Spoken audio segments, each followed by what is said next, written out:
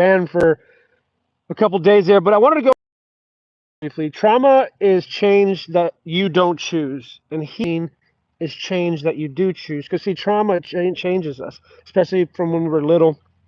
And a lot of times, what we don't realize is that by sweeping it under the rug, especially if you're like, or not even purposely sweeping it under the rug, but just sweeping it under the rug in general when you were little and you don't know how to process that.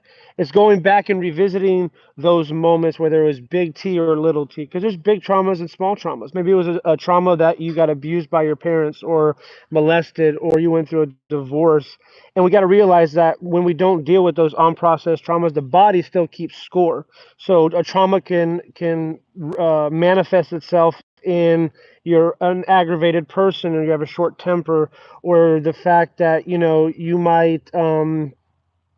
might be depressed, or there's things that you've gone through your life that have shaped you a certain way, and that we can go back and revisit that, and whether that's with a coach or a therapist or a person that you trust, it's going back and revisiting that, because again, trauma is change that you don't choose. It creates change that you don't choose, and a lot of times you're young and you don't know any better, but the body keeps track, and so it will dictate who you choose as partner, and just everything to do with not a lot of negative stuff that'll resurface, because when we sweep stuff under the rug or we don't deal with it, and a lot of times people have trouble, dealing with that hurt, that pain, revisiting that.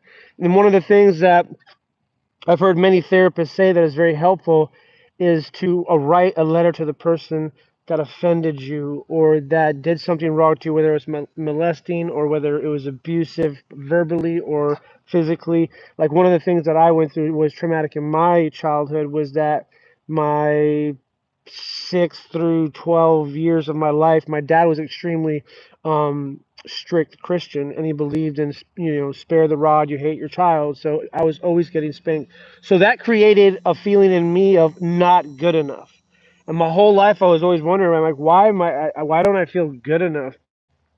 Why do is it when I get a compliment that I deflect it and I'm just like, oh no, I'm not that.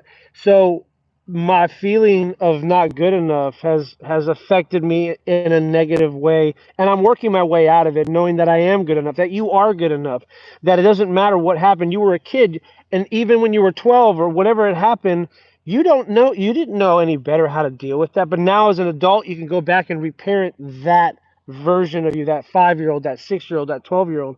And so it was when I went back and talked to my dad about 6 or 7 years ago. I said, Dad, I forgive you. And it was realizing that he did the best he could with what he knew. Same with all of us. We do the best we can. So when we place judgment on something or a situation like that, it's going back and reframing it, going, he wasn't doing it out of malice.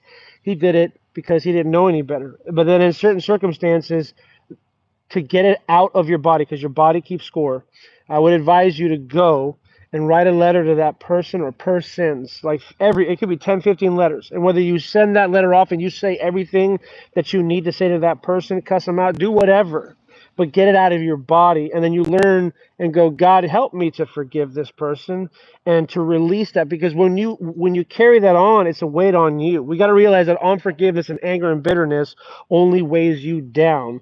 So just realize that with trauma, that trauma is change that happens to you that you didn't choose. But healing is your responsibility, and it is choosing to change, and you make that change. So I would encourage you to pray, to go, God, give me the strength, be with me, and find someone to talk to work through those traumatic events, and maybe go back and talk to those people. Or again, it's sending a letter, or it's maybe burning it. So I love you guys. Have an awesome rest of your